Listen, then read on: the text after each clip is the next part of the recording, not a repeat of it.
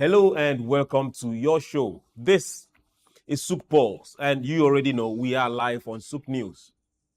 I won't stop saying this. Now, wherever you've been to, whatever has filtered into your head, your ears, and in your minds, and is making you unsettled, come, watch SOUQ News and detox, because here we are all about positivities. So it doesn't matter what the problem is, we'll seek the solution. Then in that solution, you know where I'm heading to, lies the profit. That is where businesses are made. Be a solution giver. Help someone out today and share what will drag the person off problems. Now you have political problems all over. Hey, we're not going there. My name is Chuks, John Rogers Chuks. Here we'll tell you we don't keep quiet, and so should you. We never stop talking. On SOUQ Pulse, we talk.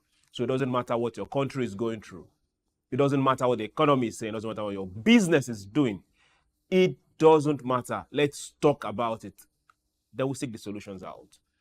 We will get to introduce my guest today. I'm very excited and introduce what we're talking about because it concerns every single one of us. People say, do you have a smartphone? I'm not going there. Do you have a head? These are things we should start asking people now. Do you have a head that has a brain? Because you might have a head and there's no brain. Now, do you have a head that happens to have a brain? This concerns you. So after the break, I will tell you what we're talking about and I'll get to introduce my guest. And it's an honor for us to have him here today. So don't go anywhere. This is SOUQ News and this is SOUQ Pulse. We'll be right back.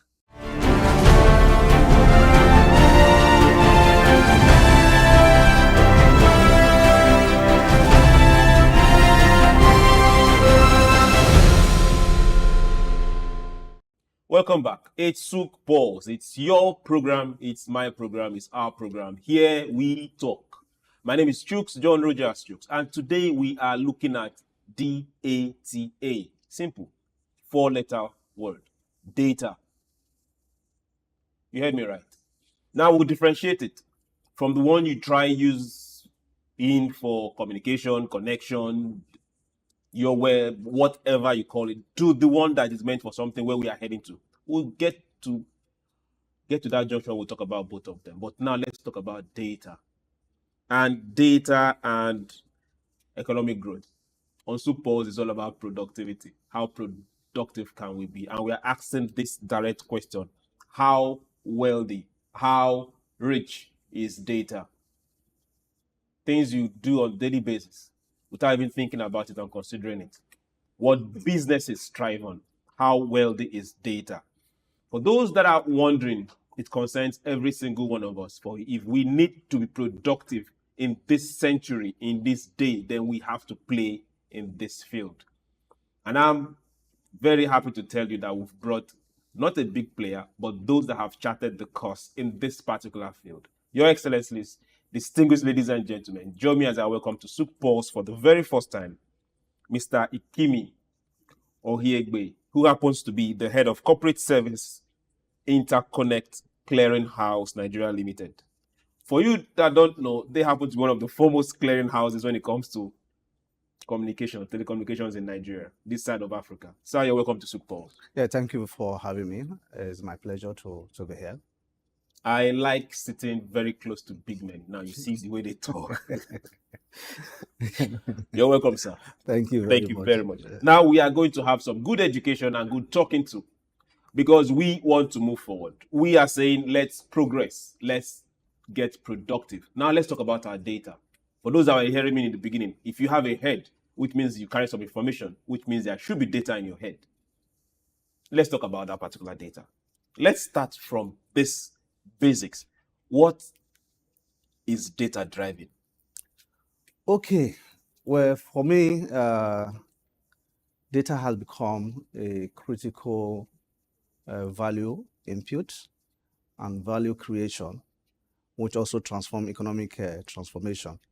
So for you to have data is something that you use to drive a lot of decision-making process.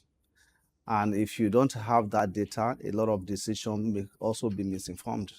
So data for me is important for you to be able to arrive at a certain decision in deciding what could go wrong and what needs to happen.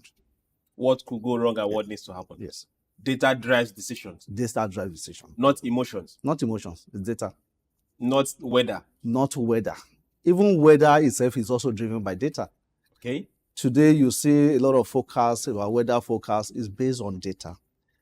The recent pronouncement by the weather forecast is based on the data they have collected to say, okay, it's going to rain, it's going to rain in certain areas of the country. So it's driven by data. Now, please, let's all sit down. I always say, call your neighbors and call your friends. Let's talk. Every single major decision when it concerns your health, business, nation building is driven by data. Yes. Good. Now, to what extent can one wield control over data? Where wielding control over data is also contingent on a lot of factors. One, you are looking at accessibility to those data and ownership as well. Who are those people that owns the data? And the regulatory frameworks also determine the control for those data. So, for example, a lot of companies that have access to data like the life of Google, the life of Alibaba, the life of Facebook, they have so much of influence regarding the propriety of the data they have at their custody. So that also depends on the level of extent they can wield control. So you also have a regulatory framework. Recently, you have the Nigerian, the federal government just enacted Data Protection Act of 2023, which also give control to certain individuals to have access to data and so to also ensure that data is also not being misused. Whose data exactly is not being misused? Individual data. Individual data. Data. Okay. If I follow your analogy, which means the more data one has access to, yes, the more control you wield. The more control you wield. So and that's actually why I mentioned places like the Google. They have so much of consumer data and they also determine the market. So. Okay. Okay. Can we directly liken data to information? Yes, we can, but not so much of 100%. Data is more like a raw information. It is only when data is unprocessed. Okay. It is only when it is processed that it can be an information. Okay. When it's processed, it becomes an information. Okay. And that is the only time that it is when it is information that it can be used for decision process. So data on its own is not information. If I have data specifically relating to the number of males and females within a certain community, that's raw data. But until I begin to analyze and process that information, that it becomes useful for me. Okay, now let's go back. Data drives human existence. Yes. Okay. Those that wield more control over data have influence. Have more influence. Okay. Raw data processed becomes information. Can we also follow that line and say data looks more like power? Yeah, data is power. Just like I mentioned that if you have access to data, you have more influence. So it also depends on what do you want to use that data that is at your disposal for. And for example, companies that or individuals that have access data will ordinarily outperform somebody that doesn't have such information. Sorry to stop you. Can you rewind that last sentence? Okay. Companies that have access to data and information, access to data and information, okay, can also outperform in terms of revenue drive, in terms of market share. Okay. Supposedly against a company that doesn't have much access to that information, because that information can be used for their strategic plan. They can also look at the market and the trend, the consumer behavior, and all of those data can then now inform their decision with regards to how do we target this market? What are the the strategies to deploy for us to be able to enter this market. So it's data driven. Is data driven. Yes. Companies that have more data will outperform. Certainly. So let's also say human beings that decide to open up their heads and get more, and get more data and get more information will certainly be more informed, better than the person who doesn't have access to all those information. Okay. Now, for those that are wondering, let's take this a notch further. Okay. Can data be weaponized? Very well. Yes, data can be weaponized. And for example, the data you have at your disposal can be used as against an opponent. And we can see in recent past where data can be so manipulated during elections. Okay. And also can be used to misinform the public. Data can also be manipulated for cyber attacks. So data can be weaponized against opponents, depending on what you intend to use that data for. So when it comes to businesses too, businesses can also use data as an advantage and weaponize it against their competition. Certainly. I've mentioned that in my elementary introduction, that companies that have access to data can also use that as an advantage as against company that doesn't have access to that data. Advantage might not be weaponizing. We just an edge and beat you. Yeah, weaponizing to beat you down like very well. Okay. That's a very serious thing. Okay. Let's now bring this home. We've established all this about data. Yes. Is Africa playing this data game? Yes, I would say absolutely. But Africa is a continent that's evolving when it comes to data because of a lot of infrastructure deficits. How long are we going to be looking at infrastructure deficits? Well, it's a great concern. And Africa, as it stands for now, there's a lot of digital penetration, mobile penetration, but there's still a gap within that space. But until now, the level of awareness regarding mobile penetration and digitalization is not as much as it is now. So Africa is on a journey, and I'm seeing a very robust access to information and data in the next 4 years down the line. In the next 4 years, okay. Yes. Let's beat back a bit. We have an Africa of well over 1.6 billion people. We have a huge consumer base. Yes. We have a lot of foreign companies, just like the ones you mentioned. Yes. All the major foreign that play in that particular field, none of them are African companies. Yes. There is what they see in us that we have also once been able to tap into. Globally, you hear the life of Google, Facebook, Alibaba play in that space. But even now, we can also see the life of MTN, the life of Airtel. They are also playing in the area of data. Yeah, so, but Airtel is not an African company. No, they are not an African company. But Nigeria is MTN is a Nigerian company. Yeah, okay. We hold some shares. Yes. I think they're controlling shares in MTN. MTN Nigeria. Yes. Okay. Now, now we are looking at connectivity, internet connectivity. And yes, at what point are we going to say, aside Rwanda and some of those East Bloc countries, those East African countries, at what point are we going to say that African countries are going to take connectivity as serious as we take water? Okay, I would rather look at it from the angle of a strategic plan. A lot of investment by the government needs to be made.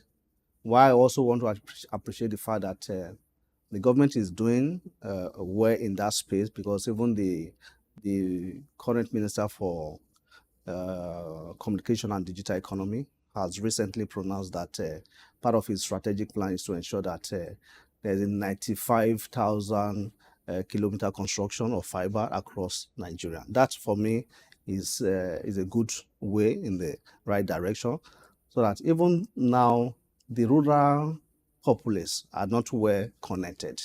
But I'm hoping that when all of this are brought to bear, I'm sure that also will increase the level of connectivity across. Well, he gave a 5-year strategic plan. I'm hoping that. Will he be there to push it in the next 1 year? Is a plan, and his ministry is a going concern. Okay. Even if he's not there, I'm thinking that someone that will also come in after him should be able to drive that is strategic plan. So government is a continuum. We really agree that government is a continuum. Yeah. But that particular phrase, the ending part, has not been able to work very well when it comes to West Africa. Well, I think things are changing. Because if I take a look at... Are we talking out of faith, or we're talking out of belief? No, we might not be as fast as we could be. But I can also say that in the last 10 years, where we were then and where we are now, there's a lot of transformation. When it comes to telecommunication? When it comes to telecommunication and even mobile penetration, internet access, I think there's some transformation that has actually happened in that space. Because a lot of e-commerce is playing out. Okay. You see, you can sit in the comfort of your zone. A lot of those e-commerce are working off platforms that are not Nigerian companies. Well, that's true. But even then, I'm hoping that the Nigerian companies are also evolving. There are a lot of investment in the tech hub. We also see Nigerian company that has actually evolved from Nigeria that is also playing in the global space like Flutter Waves and the rest. Okay. Yeah, so I'm also hoping that a time comes where Nigeria will take that advantage and also begin to ride on that platform. What is Interconnect waiting for? Well, Interconnect, we have our own niche in the market. We don't want you to have a niche. We have, what is it called? We have Google Cloud. We have Apple Cloud. We have Alibaba has gone to cloud. We have Amazon Cloud. Now, these are people that have decided to position themselves, and the world is depending on them. Very well. But I'm sure you know that we have... Africa is depending on them, I'm sorry. Okay. We want to see African companies play in this field. 1.6 billion is not a joke. They've sucked us in. How can we play? Well, the business environment has been so very tense and fierce, and also crippled kind of innovations. A lot of companies had actually wanted to put up some investment in that tech space. But the cost of infrastructure, as I would say, and also imagine that the rate of dollar, as it were today, is high. So I'm still of the view and hopeful that a time comes that where Nigeria will also be able to drive this digital transformation. Interconnect Clearinghouse is one of is the pioneer when it comes to clearinghouse businesses, and we've done well in that aspect. You don't need to tell us. Okay, we've known right from day one, and so we want to see it grow just the way other foreign companies come into this country and grow. Yeah, Interconnect have been able to grow organically. Also meaning that I wouldn't know if you are aware that Interconnect is the sole provider of mobile number portability. So we also warehouse data. We very well know. And so I believe that is a journey for which we have also embarked on. Okay, let's go back to the mobile penetration. Yes. Good. But before we hit that particular pedestrian, we'll go on this very short break. Don't go anywhere. SOUQ Pulse will be right back.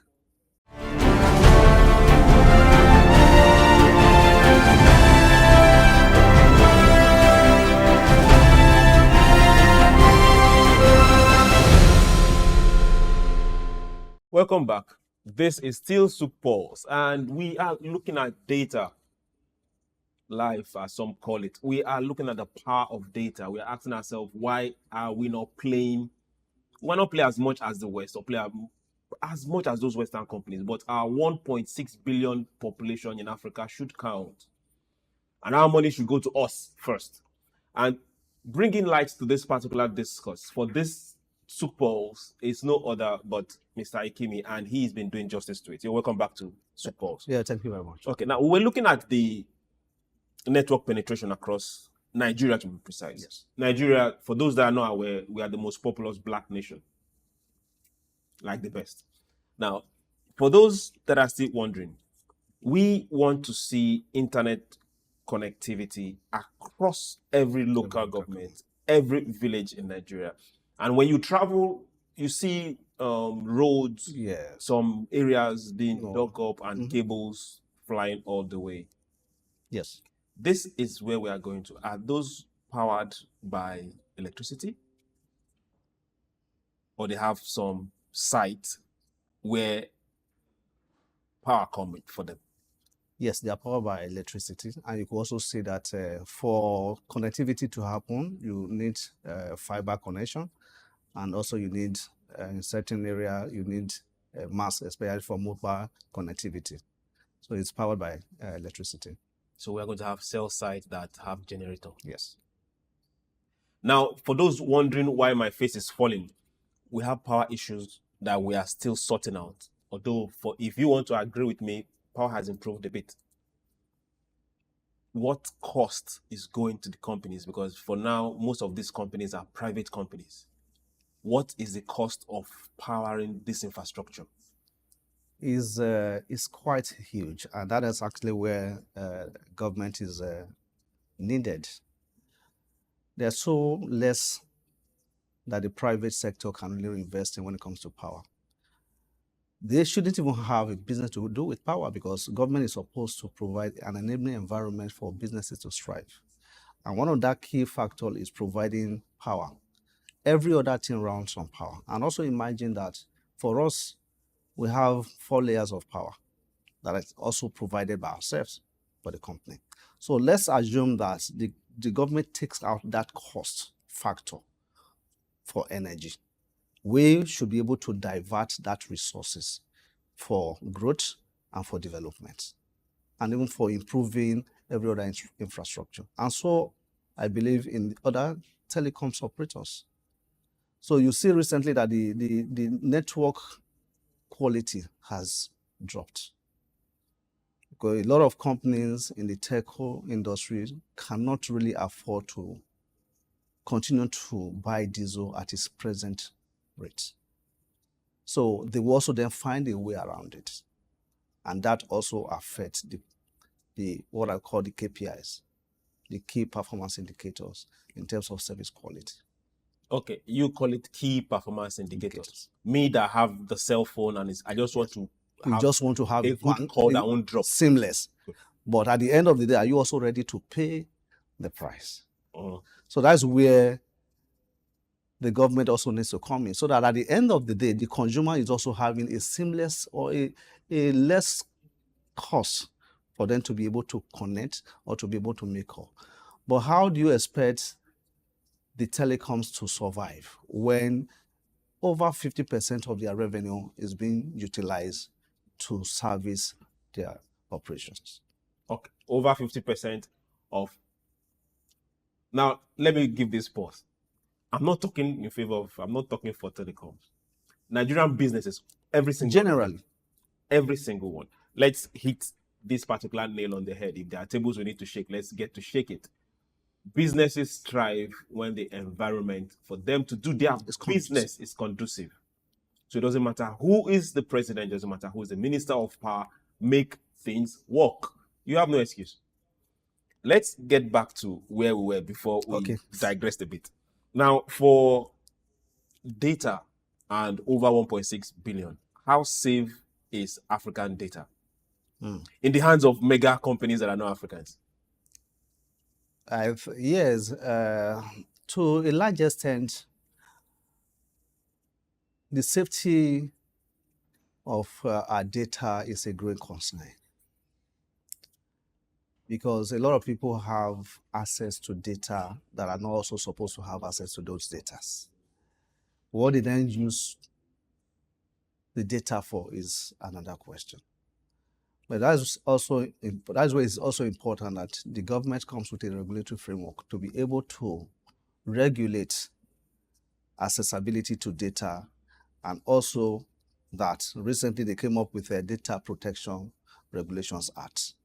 So they need to strengthen their legal framework to be able to ensure that people don't just have access to data, or data being exported to other foreign countries, or foreigners coming to have access to our data. Okay, let's bring this back home again. Yes. Because when we go up, let's also come down Okay. to what everybody sees on daily basis. I buy a SIM card in Nigeria. I'm using Nigeria as an example. I know it's happening in your own country too. I buy a SIM card in Nigeria. I'm not mentioning any network. I have to go to where I bought the SIM card to register it. Register. If I buy another SIM card, I go and register it again. If I buy this, I go and register it again. Why? I go do national NIN, I register it.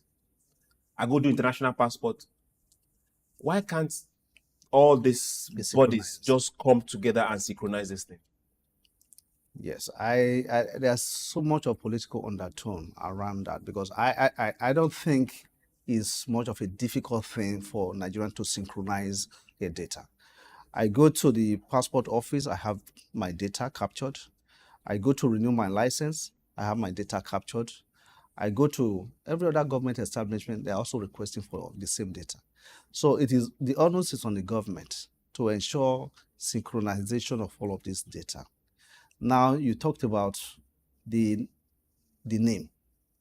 NIM should be a database that could synchronize and harmonize every other data, so that when your data is queried in one single platform, every information about you appears. So the government needs to urgently work on harmonizing the populace data, so that they don't need to be replicating data from one ministry to the other. Is it doable? It's doable. Good. It's doable. Now, since I have my data or my footprint scattered all over, is it not making it easy for somebody to just come and just buy up that information? That's where the data security comes in. For the fact that you have all your data scattered everywhere, anybody can have access to those data. But I'm saying, if your data is synchronized and harmonized in one database, and also the government is also able to provide security around that, it will be very difficult for somebody to have access to the data without permission. Okay, now let me get down to the layman's. Can data be monetized? Before we talk about content, data now, can it be monetized? Yes, data absolutely can be monetized. Which means the company can just come and meet one agency and say, sell us 100 million. Yeah, depending on the data. Well, for information, I would also like to share here that for information that has to do with mobile phone or mobile network, you have all of your data. That data can also be shared or sold to companies who wants to have an advantage over another company in terms of maybe planning for the future. How many youths do we have in this certain area, so that they can also begin to develop products around those age strata. Certainly, the needs of the older people is different from the youthful people. So once you have the data of the age range of all of these people, then we are also informed in terms of how do I develop my product and services around this certain age group. So data can also be sold, and you can make money from that. Okay. Now you've given good example, good reasons why data is moving and cash is changing hands. But now when this transaction is happening, me that submitted this data and others that registered it, is anybody taking permission from me to move my information to another party? Did I sign a waiver for a third party? Okay. Yeah, having access to it? That's true. And as mentioned earlier, the role of the government is also supposed to not just enacting a law, but also being able to enforce it. But you also see recently where a particular bank was fined by the Nigerian Data Protection Regulations for data breaches. So if the awareness is out there that if you give out data that you are not supposed to give out data, then you'll be liable to it. And recently, even in every employment, if you collect people's data, you also have to get their consent before you can use the data. And data shouldn't be used for a different purpose for which it was collected. And that's where breach is coming. So financial sector, insurance, and all of that, once they have data collected, they also have to be mindful of how and who have access to those data. They Because have to they be are mindful. Yes. Otherwise, they can be Is being mindful they enough? can be liable for litigation. But we've not seen anybody. I just mentioned The one bank. now, the bank. Nobody has been tried yet, like an individual that has lose a Well- job or sentenced. But the laws are there. The laws are there, but the enforcement is what I have also mentioned. Okay. One thing is to make laws, and another thing is to also ensure that the purpose for the law is also being addressed and achieved. You can't have multiple laws around without also having the willpower to make an enforcement. Otherwise, it makes mess of the whole situation. Okay. I like the way you treat each of these heads that is coming out. Now let's bring back and go back to data. Now let's look at connectivity. Okay. Africa's ability to connect to the internet. For me, or for any other person doing his business out there, are we paying what we should pay for data? Or is it expensive for the ordinary person out there? Well, for now, I think the price of data is quite prohibitive. And I could also imagine that the company that plays in that space also want to, their business, to also survive. If power is taken out of that, and we could also see that the end user will have less cost to battle with. But where the cost of infrastructure, the cost of running business, the business environment is so hostile, at the end of the day, is the consumer that have to bear the cost. While recently, the NCC has actually not allowed the telecoms to increase their cost of data. But then, if you also imagine that the 2 gig of 3 years ago is not of the same 2 gig that you're having. But the figure hasn't changed, but the quality of the 2 gig would have changed. I like that this particular explanation is coming from you. The figure and the lettering, that means 2 gig. 2 gig. G and B has not changed. Has not changed. But the time and speed And the at which quality. it disappears It disappears. has changed. So when you mean quality, that's what you were saying. That's what I'm saying. Okay, good. So if it normally to finish in 2-3 days, now it's a matter of hours. It's a matter of hours. But you're still paying. Yes. So that's what I'm saying, that they will always find a way to transfer the cost to the end user. Oh, this end user.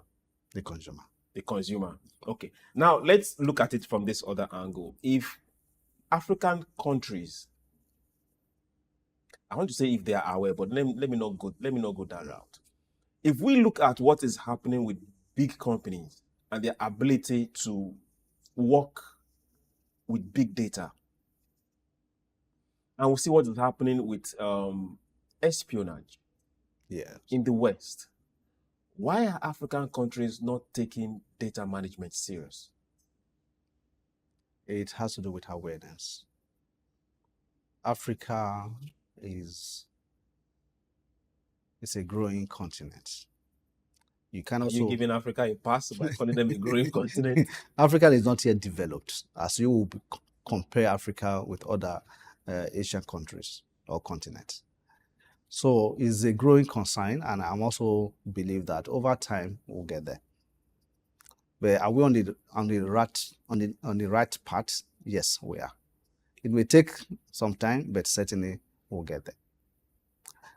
I want to believe that we are living in a globalized environment. So a lot of we things that decide happen, to live in the globalized environment. Yes. Or somebody somewhere is drumming for us to dance.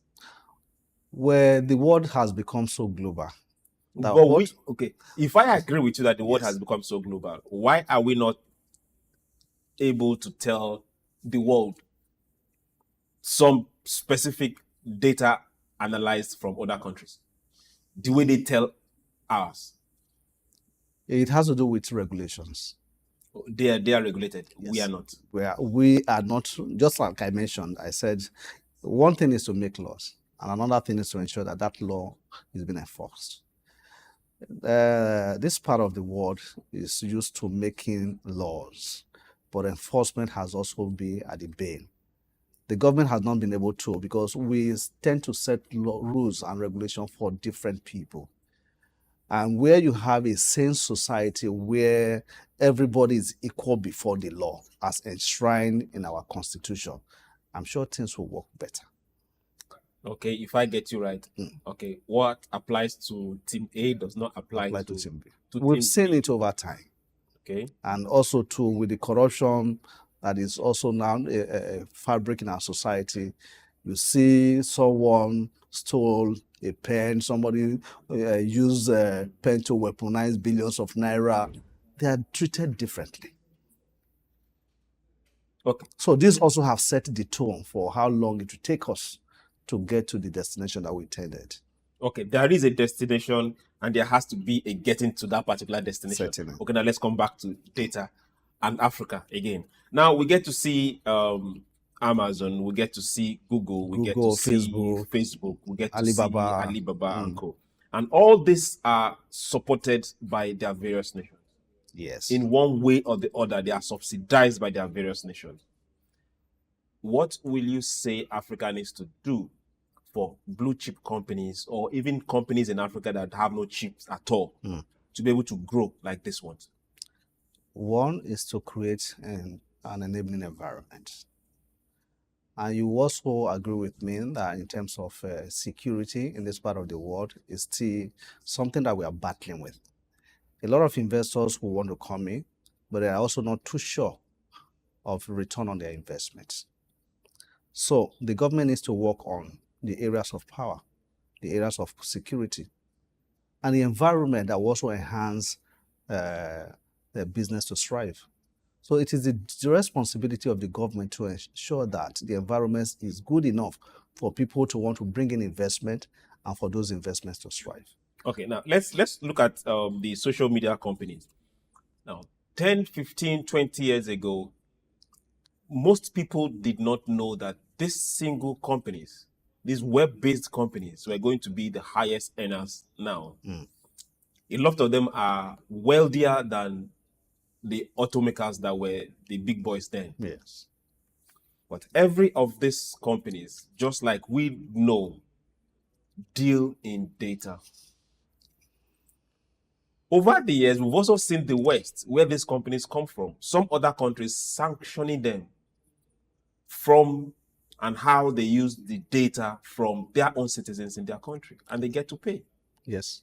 Why have we not seen Africa rise up one day and say, oh, no, Facebook, you can't come here and do this about Ethiopia and get us into war and you go free? Regulations. So why are we not suing? Why are we not saying pay this? Why are they not in the forefront? But I will say that it still borders on regulations, the legal framework, and the willpower to execute. Is it willpower or those dead not being knowledgeable enough to know what this means to No, the economy? they are knowledgeable, and I also believe those that are dead, do they have the intent to want to do what they are supposed to do? There's a lot of corruption. People would rather want to push what benefits them as individual as against what benefits the entire society. So they would rather want to look what is in it for me. So for where they are supposed to wield powers, wield the beefsteak, and they just treat it with levity. And so it has become a standard and a way of operations. I am still looking at that knowledge. Just like you said, knowledge is power and data is power. Now, let's go back just a bit. This happened this year. We had an exchange, a crypto exchange called Binance. There were several others that the government had to single out. Now, the amount of data that single company has gathered in Africa, and over the years, the government didn't really sit down to check and look. Should we hold them responsible for anything because they were doing their business? Is it not our responsibility to have known right from the start that, okay, this is the business they do, this is the kind of data they are gathering, and be able to know, okay, good, how do we sanction or how do we make profit off or how do we get tax off? Instead of the end of the day, you are banning and we are still the ones losing. That's sure. So it still borders on the regulatory framework. When a foreigner comes to invest in your country, what due diligence was done? Was there a proper due diligence? Did you ask to do an enhanced due diligence to ascertain what exactly this business model or this business is all about? And I think there was somebody that was arrested. What is the outcome of the arrest? So it still borders on the framework and the willpower to persecute when you cross the line. And so long as we make noise and doesn't really go and persecute those people that are found wanting, then it's still very difficult to try to regulate that space of data control and also ensure that people don't just come and mine our data. I like that last words you use, mine our data. Now let's head towards the goal, because this is where we are going to start running out of the studio. How best can Africans mine Africans' data? To make it profitable to Africans first, from small businesses to the bigger businesses down to government. Okay, let's even look at on the side of government. What do they need data for? Government's access to data also enable them to make projections and plan for the future.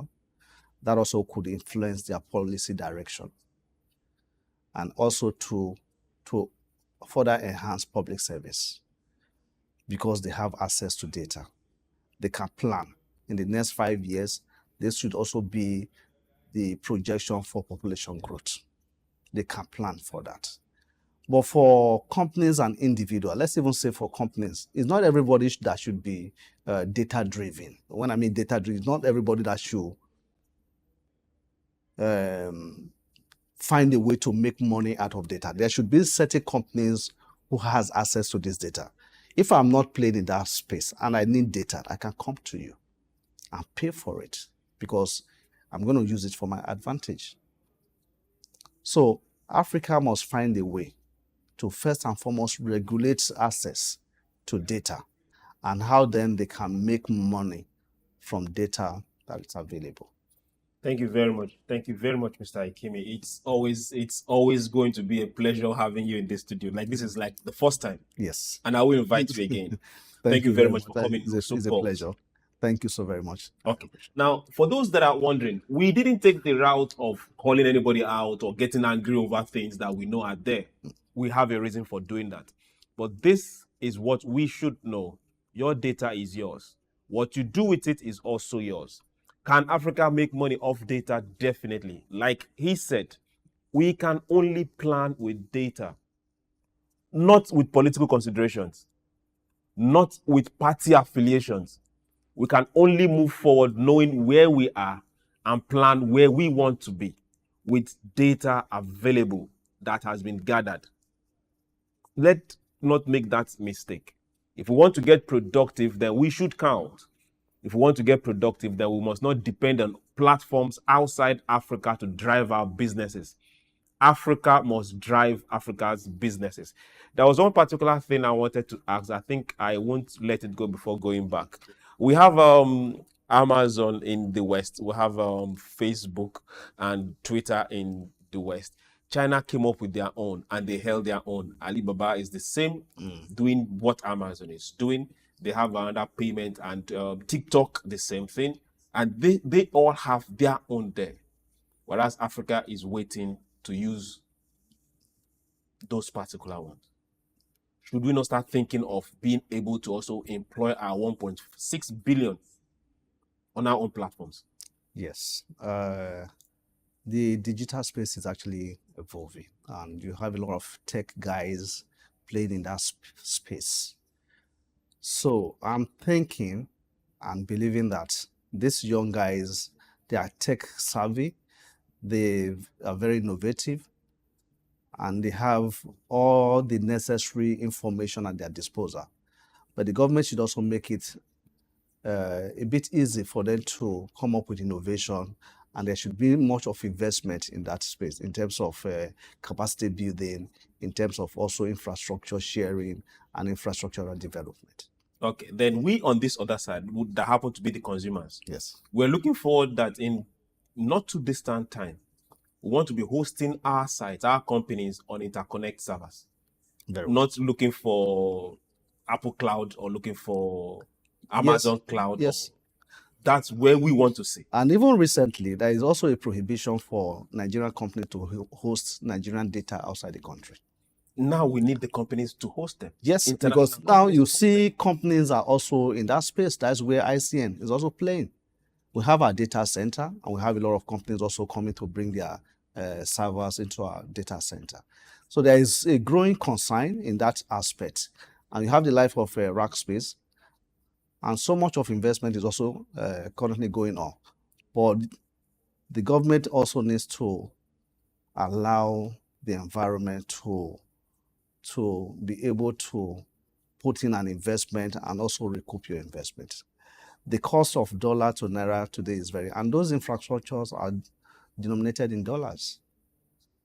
So investment in that space is huge, but government needs to also make the environment good enough for people to want to invest into those infrastructure. Thank you very much, Mr. Ikimi. Now, remember, for every one of you out there, we need to not just buy Africa or buy Nigeria. We need to think it. And we can't stop talking about it because we have no excuse. What if, God forbid, it's just me, you wake up tomorrow and Amazon Cloud just decides that, okay, we are going to ban every IP from Nigeria. What will you do? We've seen it happen on some particular sites before. We've seen it happen. So, hey, we're asking if data can be weaponized. This is as easy as it is. It's not difficult. So let's start thinking. If we want to get productive, then we have to count. We can't keep coming to the market to buy. We must bring products to the market. This is SOUQ Pulse, where we talk and we get counted. Thank you very much for coming on SOUQ Pulse. We'll do this again tomorrow. Remember, be your brother's keeper. And remember, hey, get your hands dirty and get to work. My name is Chuks, John Rogers Chuks. Bye.